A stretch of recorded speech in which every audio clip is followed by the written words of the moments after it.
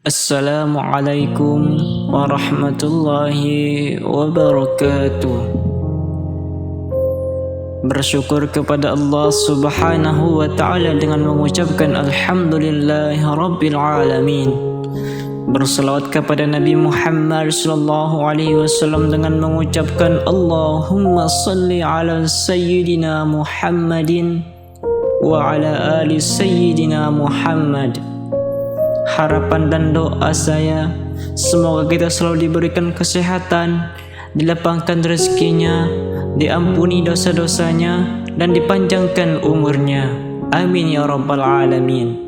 Sahabat beriman yang dimuliakan Allah, di akhirat kelak seseorang akan dihisab dan dimintai pertanggungjawaban atas pendengaran, penglihatan, dan hatinya, sebagaimana ia akan dihisab atas apa yang dilakukan oleh seluruh anggota badannya. Innas sam'a wal basar wal fuad kullu ulaika kana anhu mas'ula. Oleh karena itu, hati adalah pemimpin anggota badan, maka perbuatan-perbuatan anggota badan sejatinya mencerminkan apa yang ada dalam hati. Jika hati baik, maka anggota badan menjadi baik.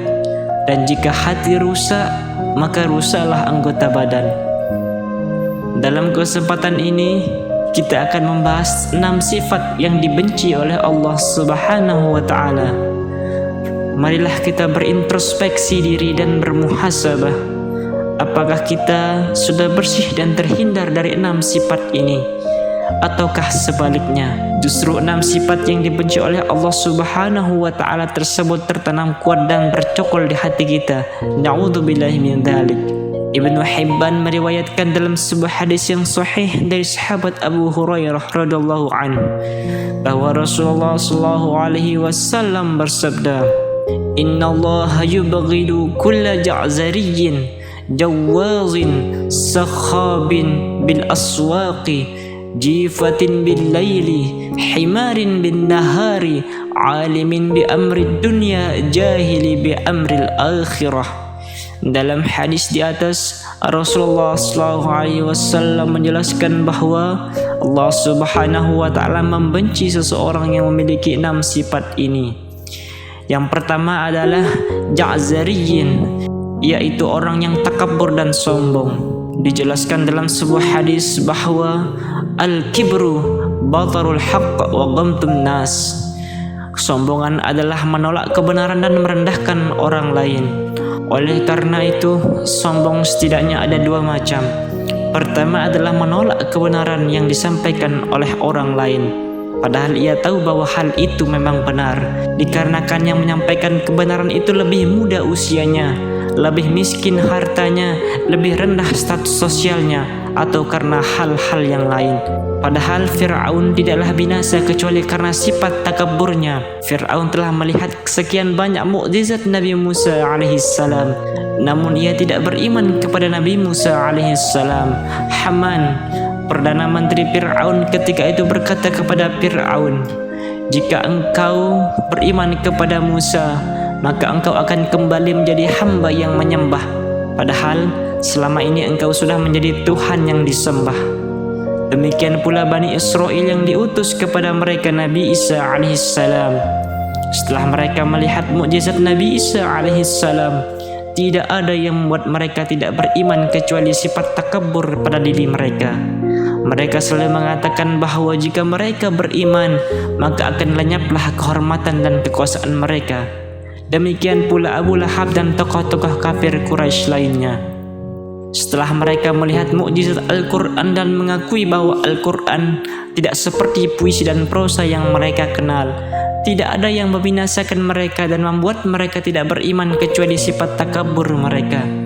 Jenis takabur atau sombong yang kedua adalah merendahkan orang lain. Seseorang yang memiliki sifat takabur, jenis kedua ini dalam hatinya, ia akan menganggap dirinya memiliki keistimewaan lebih atas orang lain, sehingga melihat dirinya dengan pandangan kesempurnaan dan penuh kebaikan. Dia melupakan bahwa itu semua adalah anugerah yang Allah berikan kepadanya. Kemudian, sifat yang kedua yang dibenci oleh Allah Subhanahu wa ta'ala adalah jawazin. yaitu seseorang yang rakus dan gandrung untuk mengumpulkan harta sebanyak-banyaknya dengan niat yang tidak benar dan didorong kecintaannya yang sangat besar terhadap harta dan dunia. Ia tidak peduli dari mana harta itu ia peroleh, apakah dari sumber yang halal ataukah haram. Dengan itu, ia bertujuan untuk memenuhi keinginan hawa nafsunya yang haram dan membanggakan diri di hadapan para hamba yang lain. Kemudian sifat yang ketiga yang dibenci oleh Allah adalah sakhabin bil aswaqi. Artinya adalah orang ini orang yang selalu memiliki kerakusan dan kegandrungannya pada harta. Ia memperbanyak omongan dengan tujuan supaya bisa mengumpulkan harta sebanyak-banyaknya. Ia tidak peduli apakah omongannya itu halal atau haram. Padahal Rasulullah SAW sudah memperingatkan untuk kita senantiasa menjaga lisan dari hal-hal yang buruk. Rasulullah SAW bersabda, "Man kana yu'minu billahi wal yawmil akhir, falyakul khairan aw liyasmut." Barang siapa yang mengaku dirinya beriman kepada Allah dan hari akhir, hendaklah ia berkata dengan hal-hal yang baik atau diam. Kemudian sifat buruk yang selanjutnya yang dibenci oleh Allah adalah jifatin bil laili, yaitu menjadi bangkai di malam hari. Artinya bahwasanya ia menghabiskan seluruh waktu malamnya untuk tidur. Ia tidak pernah peduli untuk melakukan sholat sama sekali. Kemudian yang berikutnya, sifat yang dibenci oleh Allah adalah himarin bin nahari, yaitu menjadi keledai di siang hari. Orang semacam ini yang ia pikirkan hanya bagaimana bisa memakan berbagai menu makanan dan banyak menikmati berbagai kemewahan hidup dunia. Oleh karena itu, ia sangat lalai melakukan hal-hal yang Allah wajibkan kepadanya.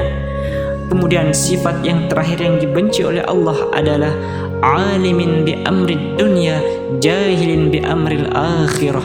Mengetahui perkara dunia namun bodoh mengenai perkara akhirat, yakni orang yang mengetahui bagaimana cara mencari dan mengumpulkan harta sebanyak-banyaknya, akan tetapi ia tidak memiliki pengetahuan mengenai bagian ilmu agama yang fardu ain untuk dipelajari, yang disebut para ulama dengan istilah ilmu dini doruri, ilmu agama yang pokok. Padahal Rasulullah SAW telah menegaskan talabul ilmi faridatun ala kulli muslimin. Mencari ilmu agama yang pokok adalah hukumnya fardu ain bagi setiap muslim, baik itu laki-laki maupun perempuan. Sahabat mulia yang dirahmati Allah, di bait yang terakhir saya ingin mengutip mutiara nasihat Sayyidina Ali bin Abi Thalib karramallahu wajhah, yang mengingatkan kepada kita semua bahwa kehidupan dunia adalah waktu untuk beramal, dan semua yang kita lakukan di dunia ini kelak akan dipertanggungjawabkan di akhirat di hadapan Allah Subhanahu wa taala. Irtahalatid dunya mudbirah wartahalatil akhiratu muqbilah wa likulli wahidatin minhuma banun fakunu min abna'il akhirah wa la takunu min abna'id dunya fa innal yawma amalun wala hisab wa ghadan hisabun wala amal. Maknanya adalah dunia berjalan membelakangi kita, sedangkan akhirat berjalan menghampiri kita. Masing-masing dari dunia dan akhirat memiliki anak-anaknya. Maka jadilah bagian dari anak-anak akhirat yang senantiasa mementingkan kehidupan akhirat, dan janganlah sama sekali menjadi bagian dari anak-anak dunia yang selalu mementingkan kehidupan dunia yang sementara.